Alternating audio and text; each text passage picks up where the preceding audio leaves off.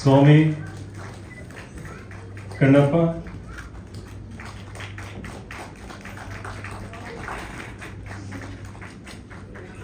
Sound engineer Harish,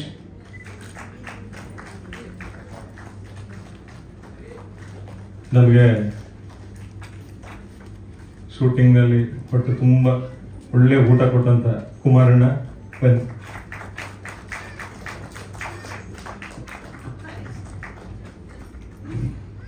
ಈ ಕಡೆ ಬನ್ನಿ, ಸ್ವಲ್ಪ ಎಲ್ಲ ಈ ಕಡೆ ಬನ್ನಿ.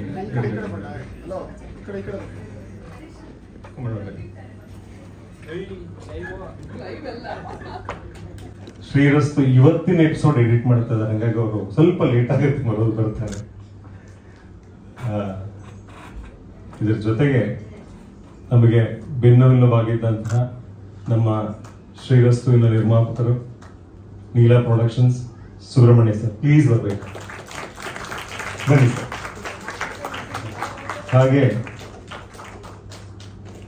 ರಾತ್ರಿ 12 ಗಂಟೆಲಿ ಫೋನ್ ಮಾಡಿದಾಗ್ಲೂ ಮೇಡಮ್ ಎಲ್ಲ okay madam, boss okay boss ಅಂತ ನಮಗೆ ಸಪೋರ್ಟ್ ಮಾಡಿದ ಕೃಷ್ಣ, ಇವರು ಶ್ರೀರಸ್ತುವಿನ ಮ್ಯಾನೇಜರು, ಆಮೇಲೆ ಇನ್ನೇನೇನು ಹಂಗೆ ಹೇಳ್ಬಾರ್ದು, ಎಕ್ಸಿಕ್ಯೂಟಿವ್ ಪ್ರೊಡ್ಯೂಸರ್ ಎಲ್ಲರೂ ಕೂಡ. ಸೊ ಇದು ನಮ್ಮ ಗೋಸ್ಟಿನ ತಂಡ.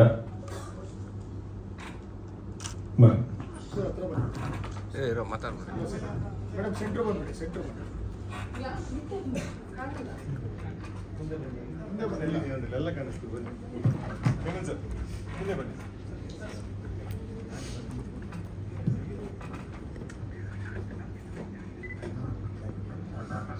ಮಾತಾಡಿ. ಎಲ್ರಿಗೂ ನಮಸ್ಕಾರ. ಮೊದಲನೇದಾಗಿ ಎಲ್ಲರೂ ಬಂದಿದ್ದಕ್ಕೆ ತುಂಬ ಧನ್ಯವಾದಗಳು. ಒಂದು ಸ್ವಲ್ಪ ಟೆನ್ಷನ್ ಆಗ್ತಾ ಇದೆ, ಯಾಕೆಂದ್ರೆ ಇವತ್ತು ಒಂದು ಬೇರೆ ಒಂದು ಜವಾಬ್ದಾರಿ ಇದರಲ್ಲಿ ಈ ಕಡೆ ನಿಂತ್ಕೊಂಡು ಮಾತಾಡುವಾಗ ಸ್ವಲ್ಪ ಟೆನ್ಷನ್ ಆಗ್ತಾ ಇದೆ. ಆದರೆ ಮಾಧ್ಯಮದವರೆಲ್ಲರಿಗೂ ನನ್ನ ಅನಂತ ವಂದನೆಗಳು. ನಾನು ನನ್ನ ಕೆರಿಯರ್ ಶುರು ಮಾಡಿದಾಗ್ಲಿಂದ ಇವತ್ತಿನವರೆಗೂ ಅದೇ ರೀತಿ ಪ್ರೀತಿ ಪ್ರೋತ್ಸಾಹ ಕೊಟ್ಕೊಂಡು ಬಂದಿದ್ದೀರಾ. ಈಗ ಇದೊಂದು ಚಿಕ್ಕ ಅಟೆಂಪ್ಟ್ ಟ್ರೈ ಮಾಡಿದ್ದೀನಿ. ಸೊ ಅದಕ್ಕೂ ಗೋಸ್ಟ್ ದಿದೆವ, ಅದಕ್ಕೂ ನಿಮ್ಮೆಲ್ಲರ ಒಂದು ಪ್ರೀತಿ, ವಿಶ್ವಾಸ, ಬೆಂಬಲ ಈ ಒಂದು ನನ್ನ ಹೊಸ ಜರ್ನಿನಲ್ಲಿ ಜೊತೆಗೆ ಹಿರಿಯರು ಇದ್ದೀರಾ, ನಿಮ್ಮೆಲ್ಲರೂ ಬ್ಲೆಸ್ಸಿಂಗ್ಸು ಬೇಕು ಅಂತ ಕೇಳ್ಕೊತೀನಿ. ನನ್ನ ಮೇಲೆ ಮಾತ್ರ ಅಲ್ಲ, ನನ್ನ ಇಡೀ ಟೀಮಲ್ಲಿ ಏನೋ ಒಂದು ಐಡಿಯಾ ಬಂತು ಮಾಡೋಣ ಅಂತ. ಸೊ ಹಾಗಾಗಿ ಈ ಎಫರ್ಟು, ಆ್ಯಂಡ್ ಅದಕ್ಕೆ ಮುಖ್ಯ ಕಾರಣ ಹೇಳಲೇಬೇಕು ನನ್ನ ಇಡೀ ಶ್ರೀರಸ್ತು ಟೀಮ್. ಯಾಕೆಂದರೆ ಶ್ರೀರಸ್ತು ಆಗಿಲ್ಲದೆ ಇದ್ದರೆ ಇವತ್ತು ಖಂಡಿತವಾಗ್ಲೂ ನಾನು ಈ ಗೋಸ್ಟ್ ಈ ಅಟೆಂಪ್ಟ್ ಮಾಡ್ತಾ ಇರಲಿಲ್ಲ. So thank you Subbu, Krishna, entire team, and of course ನನ್ನ ಎಲ್ಲ ಕೋ-ಆರ್ಟಿಸ್ಟ್ಗಳು ಅಷ್ಟೇ. ಅವ್ರಗಳ ಜೊತೆ ಇರೋಷ್ಟು ಹೊತ್ತು ಒಂಥರ ಒಂದು ಹೊಸ ಹುಮ್ಮಸ್ಸು, ಹೊಸ ಹುರುಪು, ಆ್ಯಂಡ್ ಯಾವಾಗಲೂ ಖುಷಿಯಾಗಿರುತ್ತೆ.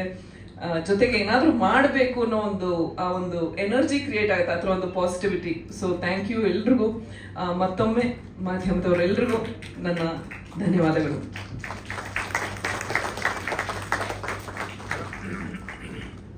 ಕಂಟಿನ್ಯೂ ಆಗುತ್ತಾ ಮೂವಿಗೆ ಏನಾದ್ರು ಪ್ಲಾನು?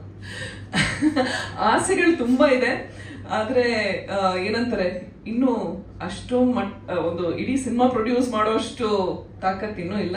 ಈಗೇನೋ ಚಿಕ್ಕದಾಗಿ ಶುರು ಮಾಡಿದೀನಿ, ನೋಡೋಣ. ನಾನು ಆಗ್ಲೇ ಹೇಳ್ದಂಗೆ ನಿಮ್ಮೆಲ್ಲರ ಬೆಂಬಲ, ಜೊತೆಗೆ ನಮ್ಮ ಕರ್ನಾಟಕದ ಅಭಿಮಾನಿಗಳು ಅವ್ರು ಹೇಗೆ ಪ್ರೋತ್ಸಾಹ ಕೊಡ್ತಾರೆ, ಇದುವರೆಗೂ ಪ್ರೋತ್ಸಾಹ ಕೊಟ್ಟಿದ್ದಾರೆ. ಆದ್ರೆ ಈಗ ಈ ಒಂದು ಜರ್ನಿಗೆ ಯಾವ ರೀತಿ ರೆಸ್ಪಾನ್ಸ್ ಸಿಗತ್ತೆ ಅದ್ರ ಮೇಲೆ ಡಿಪೆಂಡ್ ಆಗುತ್ತೆ. ಬಟ್ ಡೆಫಿನೆಟ್ಲಿ ಆಸೆ ಅಂತೂ ಇದೆ, ಒಳ್ಳೊಳ್ಳೆ ಕಂಟೆಂಟ್ ಇರೋಂಥ ಶಾರ್ಟ್ ಮೂವಿನೋ ಯಾವ್ದಾದ್ರು ಆಗಿರ್ಬೋದು. ಬಟ್ ಈ ಚಿತ್ರರಂಗ ನನಗೆ ಒಂದು ಜೀವನ ಕಟ್ಕೊಟ್ಟಿದೆ, ಹಾಗೆ ಅದಕ್ಕೆ ಏನಾದರೂ ಒಂದು ಚಿಕ್ಕ ಮಟ್ಟದಲ್ಲಿ ಒಂದು ಸೇವೆ ಸಲ್ಲಿಸಬೇಕು ಅನ್ನೋದೊಂದು ಆಸೆ ಇದೆ.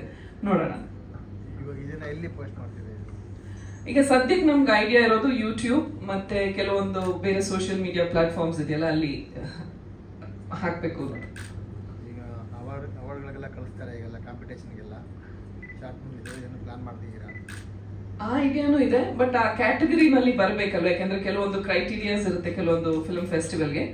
ಅದು ಫುಲ್ಫಿಲ್ ಆಗುತ್ತೆ ಅಂದ್ರೆ ಡೆಫಿನೆಟ್ ಆಗಿ ಐ ಸೆಂಡ್ ಇಟ್. ಹಾರರ್ ಜನರೇ ಜಾಸ್ತಿ ಇಷ್ಟನಾ? ಸ್ಟಾರ್ಟಿಂಗ್ ಹಾರರ್ ಇಂದ ಶುರು ಮಾಡಿದ್ರು.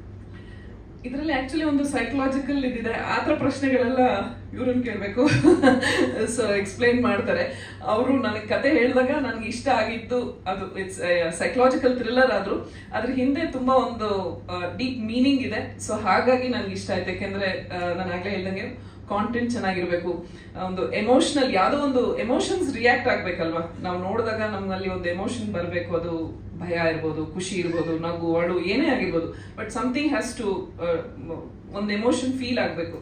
ಸೊ ಹಾಗಾಗಿ ಇದರಲ್ಲಿ ಭಯ ಹುಟ್ಟಿಸೋವಂಥದ್ದು ಅದು. ಶಾರ್ಟ್ ಮೂವಿ ಸ್ಟಾರ್ಟ್ ಇರುತ್ತೆ, ಇನ್ನು ಹೋಗ್ತಾ ಹೋಗ್ತಾ ಹೇಗೆ ಅವರು ಇಷ್ಟು ದೊಡ್ಡ ಬೆಳೆದಿರಂತೆ ಇನ್ನ ಸಾಕಷ್ಟು ಶಾರ್ಟ್ ಮೂವೀಸ್ ಬೇರೆ ಬೇರೆ ಕ್ಯಾಟಗರಿ ಖಂಡಿತ ಬರ್ತಾನೆ ಇರುತ್ತೆ. ಫಾರ್ ದ ಲೆಸನ್ ನಿಮಗೆ ಬಿಗ್ ಆಫ್ ಅಪ್ಲಾಸ್. ಸೀರಿಯಸ್ ಆಗಿ ಒಂದು ಪ್ರಶ್ನೆ, ಗೋಸ್ಟ್ ಅಂತ ಒಂದು ಹೆಸರು ಯಾಕೆ?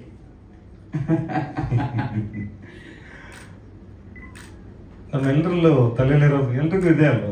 ಹೌದು. ಒಂದು ದೇವರು, ಒಂದು ದೆವ್ವ ಅನ್ನೋದು ಇದ್ದೇ ಇರುತ್ತಲ್ಲ. ಹೌದು. ಒಂದು ಪಾಸಿಟಿವ್, ಒಂದು ನೆಗೆಟಿವ್. ಸೊ ನನಗೆ ಅಂದ್ರೆ ನನ್ನ ದೃಷ್ಟಿಯಲ್ಲಿ ಗೊತ್ತಿಲ್ಲ, ಅದು ತಪ್ಪಿರಬಹುದು.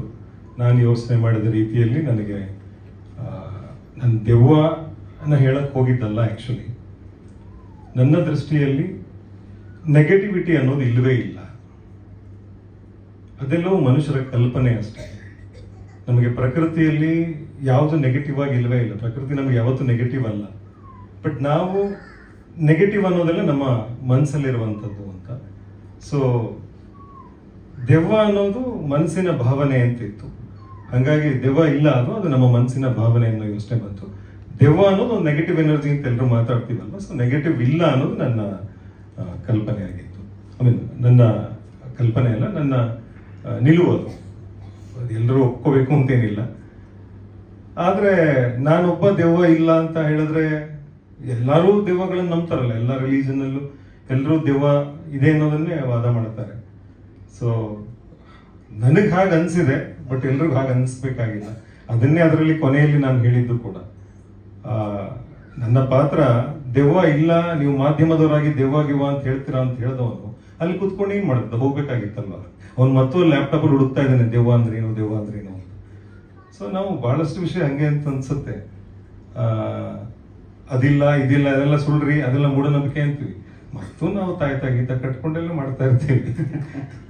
ಸೊ ಇಲ್ಲ ಅಂತ ಖಡಾಖಂಡಿತವಾಗಿ ಹೇಳಕ್ ಆಗಲ್ಲ. ಬಟ್ ನನಗೆ ಸದ್ಯಕ್ಕೆ ನೆಕ್ಸ್ಟ್ ಎಲ್ಲರೂ ದೆವ್ವ ಸಿಗೋವರೆಗೂ ನನ್ನ ಮಟ್ಟಿಗೆ ದೆವ್ವ ಇಲ್ಲ. ಬಟ್ ಗೋಸ್ಟ್ ಮೂವಿ ಅಂತೂ ಖಂಡಿತ ಇದೆ. ಸರ್ ಅದೇ ಸರ್ ನಾನು ಹೇಳೋದೇ ಇಲ್ಲ. ಅಂದ್ರೆ ಬೇರೆ ಬೇರೆ ವಿಚಾರಗಳು ಓದ್ತಾ ಅದು ಇದು ಮಾಡ್ತಾ ಇರ್ಬೇಕಾದ್ರೆ ನೆಗೆಟಿವ್ ಅನ್ನೋದೇ ಇಲ್ಲ ಅಂತ ಅನ್ಸಕ್ ಶುರುವಾಯಿತು. ಅಂದ್ರೆ ಪ್ರಪಂಚದಲ್ಲಿ ಸುಳ್ಳು ಅನ್ನೋದಿಲ್ಲ, ಸುಳ್ಳೆಲ್ಲವೂ ನಮ್ಮ ಕಲ್ಪನೆ, ಇರುವುದೆಲ್ಲವೂ ಸತ್ಯ ಮಾತ್ರ. ಫಾರ್ ಎಕ್ಸಾಂಪಲ್, ಕತ್ಲಾಯ್ತು, ಸೂರ್ಯ ಮುಳುಗ್ದ ಅಂತೀವಿ. ಸೂರ್ಯ ಮುಳುಗ್ತಾನೆ, ಸೂರ್ಯ ಇದ್ದ ಇರ್ತಾನಲ್ವಾ. ನಮ್ಗೆ ನಮ್ಮ ಭೂಮಿಯ ಆ ಭಾಗಕ್ಕೆ ಸೂರ್ಯ ಕಾಣಿಸಲ್ಲ. ಅದರ ಅರ್ಥ ಸೂರ್ಯ ಇಲ್ಲ ಅನ್ನೋದಲ್ಲ, ಸೂರ್ಯ ಇದ್ದ ಇದ್ದಾನೆ, ಅದು ಸತ್ಯ ಕೂಡ. ಉಳಿದಿದ್ದೆಲ್ಲವೂ ನಮ್ಮ ಕಲ್ಪನೆಗಳು, ಸುಳ್ಳು. ಕೆಟ್ಟದ್ದು ಅಂತ ನಾವು ಯಾವ್ದನ್ನ ಹೇಳ್ತಿದ್ದೀವೋ ಅದೆಲ್ಲವೂ ಒಬ್ರಿಗೆ ಕೆಟ್ಟದ್ದು ಅನ್ಸುತ್ತೆ, ಇನ್ನೊಬ್ರಿಗೆ ಒಳ್ಳೇದಾಗ್ಬೋದು. ರಾಬಿನ್ ಹುಡ್ ಸ್ಟೋರಿಗಳನ್ನ ತಗೊಂಡ್ರೆ ಅವನು ತುಂಬಾ ಜನಕ್ಕೆ ಉಪಕಾರ ಮಾಡೋನಾಗಿರ್ತಾನೆ, ಬಟ್ ಕಾನೂನು ದೃಷ್ಟಿಯಲ್ಲಿ ನೋಡಿದ್ರೆ ಅವನು ಕೆಟ್ಟವನಾಗಿರ್ತಾನೆ. ಹಾಗೆ ಎಲ್ಲವೂ ಹಾಗೆ ಅಲ್ವಾ.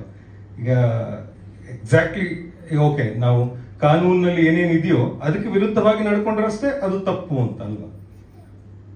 ಕೆಲವೆಲ್ಲ ತಪ್ಪುಗಳು ತಪ್ಪಲ್ಲ ಅವರವರ ಮಟ್ಟಕ್ಕೆ ಹಂಗೆ.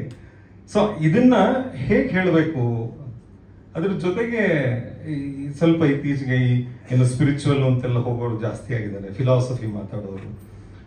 ನನಗೆ ಅರ್ಥ ಆದ ಫಿಲಾಸಫಿಯನ್ನು ಇದ್ರಲ್ಲಿ ಹೇಳಿದೆ. ಅದು ಗಮನಿಸ್ತಿದ್ರೆ ಇಲ್ವೋ ಗೊತ್ತಿಲ್ಲ. ಅಂದ್ರೆ ನಾನು ಯಾಕೆ ಈ ರೀತಿಯಲ್ಲಿ ಕತೆ ಹೇಳಿದೆ ಅನ್ನೋದಕ್ಕೆ, ಫಸ್ಟ್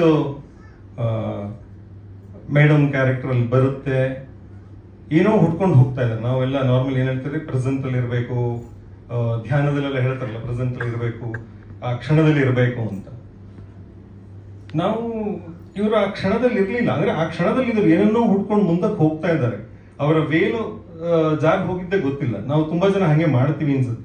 ನಾವು ಯಾವ್ದನ್ನೋ ಫೋಕಸ್ ಮಾಡ್ತಿದ್ದೀವಿ ಅನ್ಕೊಂಡು ನಮ್ಮ ಸುತ್ತಮುತ್ತ ನಡೆಯೋದನ್ನೇ ನಾವು ಮರೆತು ಹೋಗ್ತೀವೇನೋ, ಫೋಕಸ್ಸೇ ಮಾಡಲ್ವೇನೋ ಅಂತ ಆ ದೃಷ್ಟಿಯಲ್ಲಿ ಹೋದೆ. ಹಾಗೆ ಅಲ್ಲಿ ಒಂದು ಬಾಟ್ಲ್ ಸೌಂಡ್ ಆಗ್ತಾ ಇತ್ತು. ಆಕ್ಚುಲಿ ಅಲ್ಲಿ ಎಲ್ಲೂ ನಾನು ದೆವ್ವ ಇದೆ ಅಂತ ತೋರಿಸೇ ಇಲ್ಲ, ಎಲ್ಲೋ ಈ ಪಾತ್ರದ ಕಲ್ಪನೆ ಆಗಿತ್ತು, ವಾಸ್ತವದಲ್ಲಿ ಅಲ್ಲಿ ಏನೂ ಇರಲಿಲ್ಲ, ಅವರೇ ಎಲ್ಲವನ್ನ ಕಲ್ಪಿಸ್ಕೊಳ್ತಾ ಹೋಗಿತ್ತು. ಸೊ ಆ ಬಾಟ್ಲು ಮನಸ್ಸಿದ್ದ ಹಾಗೆ, ಮನಸ್ಸು ಸೈಲೆಂಟ್ ಆಗಿದ್ರೆ ಓಕೆ, ಸುಮ್ಮನೆ ಮನಸ್ಸು ಓಲಾಡ್ತಾ ಇತ್ತು ಅಂದ್ರೆ ಬೇಡದಿರೋ ವಿಚಾರಗಳು ಬರುತ್ತೆ.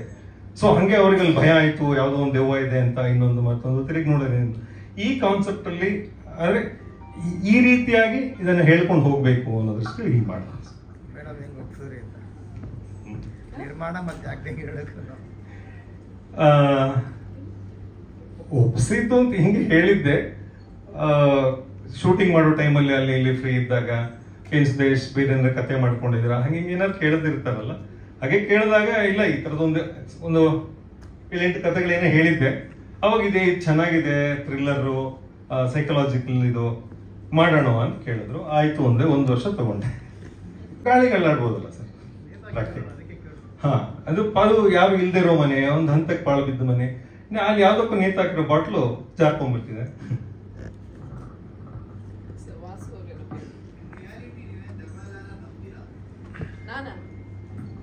ಇಲ್ಲ, ನನಗೆ ದೈವ ಬಗ್ಗೆ ನಂಬಿಕೆ ಇಲ್ಲ.